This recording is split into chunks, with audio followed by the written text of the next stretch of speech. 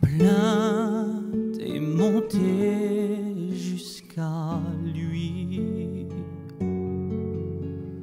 Tant d'années à prier, aujourd'hui Dieu t'a exaucé. Ta persévérance a payé, tes efforts sont récompensés, car Dieu n'est pas injuste pour oublier le travail que l'on a fait. Dieu a entendu tes prières, même si l'épreuve te fait dire le contraire, et parfois l'attente est nécessaire. Fais-lui confiance, Dieu va le faire. Les promesses de Dieu s'accompliront en leur temps,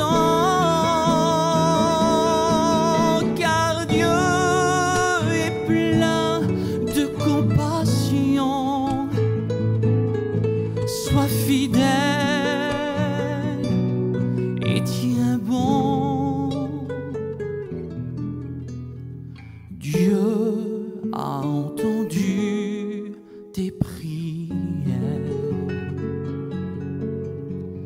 Non, ne doute plus, Dieu t'a vu. Tes prières ne sont pas en vain. Dieu étendra ses mains. Bonjour à tous, bienvenue sur notre chaîne YouTube Tout est possible avec Jésus. Voilà, nous sommes là réunis ensemble. Le Seigneur va nous bénir encore richement. Justement, on a un prédicateur qui est là, le pasteur Ismaël. Il va donc nous apporter la parole de Dieu. Que Dieu vous bénisse et bonne écoute. Bien, je vous salue à tous dans le nom de Jésus. C'est vraiment une grâce et un privilège pour moi de pouvoir avoir encore cette opportunité d'apporter la parole de Dieu. Je me sens vraiment privilégié parce que tout s'est aplani. J'aurais pas dû être là aujourd'hui. Les choses étaient tellement compliquées, il y avait tellement d'opposition. Mais la Bible dit que Dieu, des montagnes, il en fait des plaines. Dieu a tout aplani. Et si je suis là aujourd'hui, c'est parce qu'il y a un plan de Dieu. Donc je voudrais tout simplement vous parler de Jésus. La Bible dit, dans Genèse 6 et verset 13, dira ainsi: Alors Dieu dit à Noé, la fin de toute chose s'est arrêtée devant moi, car ils ont rempli la terre de violence. Voici, il dira, je vais détruire la terre. Fais-toi une arche en bois de gopher, que Dieu soit glorifié. L'humanité venait, je dirais, presque de naître. Elle était jeune, l'humanité. Dieu avait tout créé, il avait créé le ciel, il avait créé la terre, il avait créé les océans et il avait aussi fait le couronnement de sa création, c'est-à-dire l'être humain. Et Dieu dit là, je vais détruire la terre, mais il faut comprendre que Dieu ne détruit pas parce qu'il a envie de détruire. Il y a une cause, il y a un pourquoi. Dieu veut détruire la terre parce que la terre était remplie de péchés. Et la Bible nous apprend que Dieu en a horreur du péché. Et ce que je vois dans la parole de Dieu, c'est que la Bible dit que dans ce temps-là, dans le temps de Noé, toutes les pensées de leur cœur se tournaient vers le mal. C'est-à-dire que quand ils se levaient le matin, leurs pensées étaient vers le mal. L'après-midi, leurs pensées vers le mal. Le soir, leurs pensées vers le mal. Et selon l'historique, les mêmes péchés qui étaient aujourd'hui, qui sont là aujourd'hui, ils y étaient dans le temps de Noé. Dieu, voyant la terre corrompue, et la Bible dit que Dieu a la haine du péché. Dieu voyant la terre corrompue et dans son élan de sainteté, Dieu est obligé d'agir. Dieu est obligé de faire agir sa justice. Mais voilà, au milieu de cette terre corrompue, au milieu de ce péché abondant, le regard de Dieu s'est posé sur une personne. Et la Bible dit que Noé a trouvé grâce aux yeux de Dieu. Et comme je dis bien souvent, le talent, si on sait jouer des instruments, si on sait chanter, si on est un bon orateur, ça attire les regards des hommes. Les gens nous appellent, ça attire les regards. Le talent attire les regards. Mais la sanctification, elle attire le regard de Dieu. Et Noé a attiré le regard de Dieu. Dieu a vu Noé. De la même manière qu'au milieu de ce monde, qu'on est presque 8 milliards aujourd'hui, Dieu te voit. Il te connaît. Il sait tes pensées. Il connaît ce qu'il y a dans ton cœur. Dieu te voit. Et Dieu parle à Noé et il dit, Noé, le monde est corrompu, je vais détruire la terre, mais pour toi, je vais te donner une solution. Construis une arche. Mais Seigneur, j'imagine Noé, mais Seigneur, comment on fait? Et Dieu lui donne le plan. Et il lui donne les matériaux. Il lui donne le bois, les marteaux et les clous. Que Dieu soit béni. Et là, Noé commence à construire. Imaginez, là où vous êtes, si vous êtes près d'une place, ou là où vous allez faire votre marché le matin, qu'un homme commence à construire un bateau. Quelle va être votre réaction? Moi, je connais la mienne. C'est que je vais m'approcher de la personne et lui dire, qu'est-ce que tu fais? Qu'est-ce que tu construis? Et Noé était en train de travailler. Et quand on s'approchait de Noé, on entendait ça. Noé prêchait sans parole. Et quand les personnes s'approchaient et qu'ils disaient, Noé, qu'est-ce que tu es en train de faire? Noé s'arrêtait et il changeait de message. Dieu m'a dit que la terre va être détruite. Dieu m'a dit qu'un déluge va venir. Écoute-moi, le jour où ça va arriver, il faut que toi et ta maison, vous puissiez rentrer dans l'arche. Il faut que tu sauves ton foyer. Il faut que vous veniez. Mais la Bible nous dit que les gens ne croyaient pas en Noé et ils disaient, mais Noé, il n'a jamais plu. Combien de messages certains ont entendus? Combien de fois tu as entendu parler de grandes tribulations, de retour de Jésus, de l'enlèvement de l'Église? Et quelle a été ta pensée, inspirée par l'ennemi bien sûr? Tu te disais, depuis le temps qu'ils disent ça. C'est toujours des paroles comme la chanson et rien ne s'accomplit. Et même sûrement, je l'aurais fait moi. Que quand l'arche a été construite, que les étages ont été faits, certains devaient rentrer à l'intérieur et visiter et regarder. Mais qu'est-ce qu'il a accompli quand même Noé? Que c'est beau.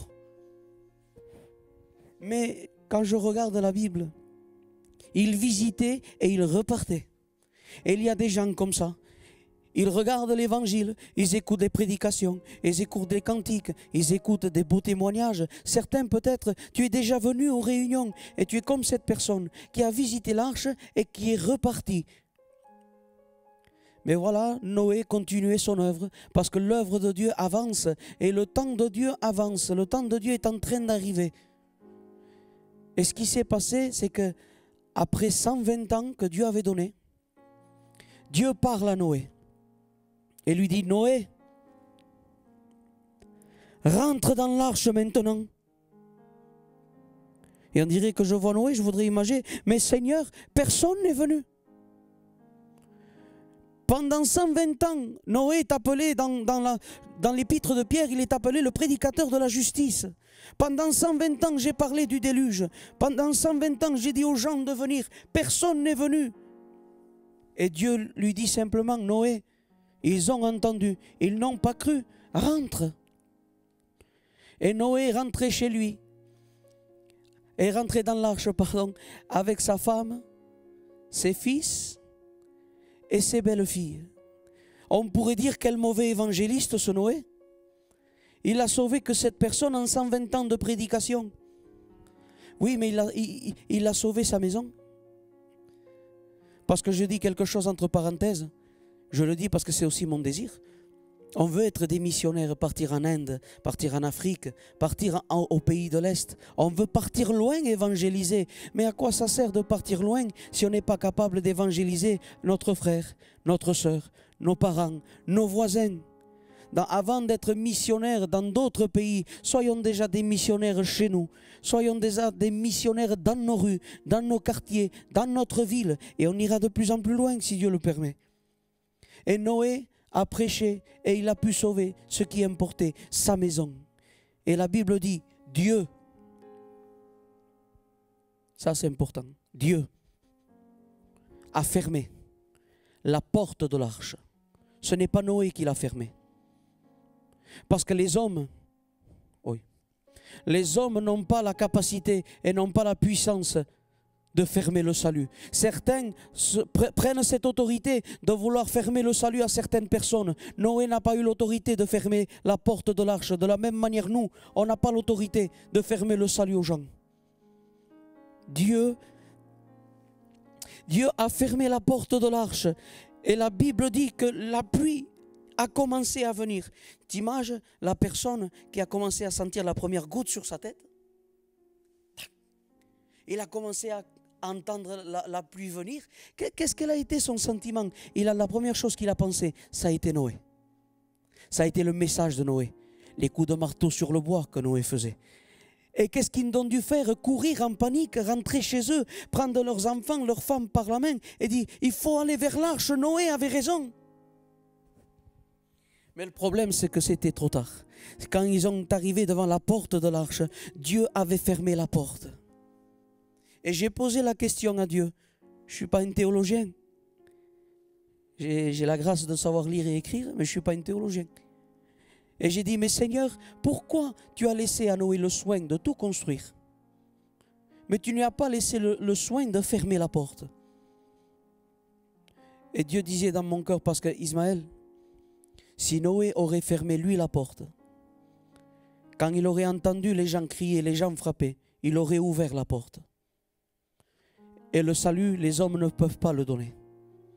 On prêche le salut, mais on ne le donne pas.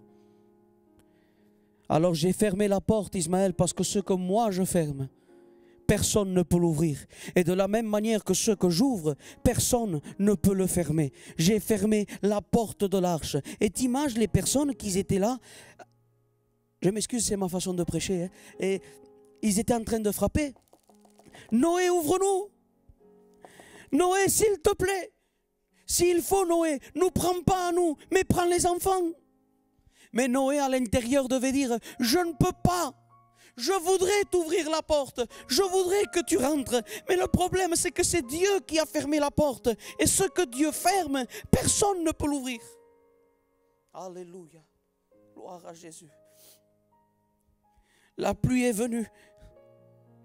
L'arche a été soulevée. Oui. Et je dis quelque chose. Que Dieu a donné des mesures pour tout. La longueur, la largeur, la hauteur. Même une fenêtre de 50 cm avait ses propres mesures. Mais pour la porte de l'arche, il n'y avait pas de mesure. Et j'ai dit, Seigneur, pourquoi il n'y a pas de mesure à la porte? Tu as compté une fenêtre de 50 cm. Pourquoi tu n'as pas dit les mesures de la porte? Et Dieu me disait, Ismaël, parce que mon salut n'a pas de mesure. Mon salut n'est pas limité. Peu importe qui vient, alcoolique, drogué, méchant, assassin, voleur, peu importe, si tu te repens, tu as droit au salut de Dieu. La porte de l'arche n'avait pas de mesure. Et là, l'eau a fait monter l'arche et toute l'humanité a été rasée. l'humanité a péri sur l'eau. Mais voilà le problème, comme disait un enseignant à nous, l'ancien païen qui est auprès du Seigneur.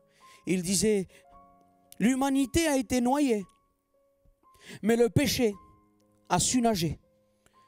Et le péché a su nager malgré le déluge. Et aujourd'hui, des milliers d'années plus tard de l'arche de Noé, qu'est-ce qu'on revoit? On revoit que le monde de nouveau est corrompu à cause du péché. Le péché est glorifié. Le péché est à la mode. Le péché est défendu. On voit des choses aujourd'hui qu'on n'aurait pas vues il y a 20, 25 ans, 30 ans en arrière. Parce que le péché est devenu agréable aux gens. Le péché est à la mode. Le péché est devenu bon aux yeux des gens. Et tu vois des gens qui sont détruits dans les rues, des alcooliques. Tu vois des gens qui sont drogués, des foyers brisés, des gens qui cherchent du secours mais ils n'en trouvent pas. Ils sont en proie à la dépression, en proie aux angoisses. Ils cherchent une solution, mais ils ne la trouvent pas. Le monde est corrompu. Et parce que le monde est corrompu, il y a un jugement qui doit venir de nouveau. La Bible parle de la colère de Dieu. La Bible parle de cette sceau, de cette trompette, de cette coupe, de la colère de Dieu déversée sur la terre. La Bible dit que la terre sera roulée comme un vieux manteau. La mer sera polluée, le ciel sera en flammes. On va vivre un temps, ceux qui n'auront pas Jésus vivront un temps de destruction, un temps que la Bible appelle de grande tribulation. Mais je bénis la grâce de Dieu, parce que s'il y a un jugement qu'il doit venir, Dieu a pourvu à une deuxième arche. De nouveau, il y a le bois. De nouveau, il y a les marteaux. De nouveau, il y a les clous. Mais il y a quelque chose en plus. C'est que de cette arche-là, il y avait le sang. La deuxième arche de Dieu, elle s'appelle Jésus.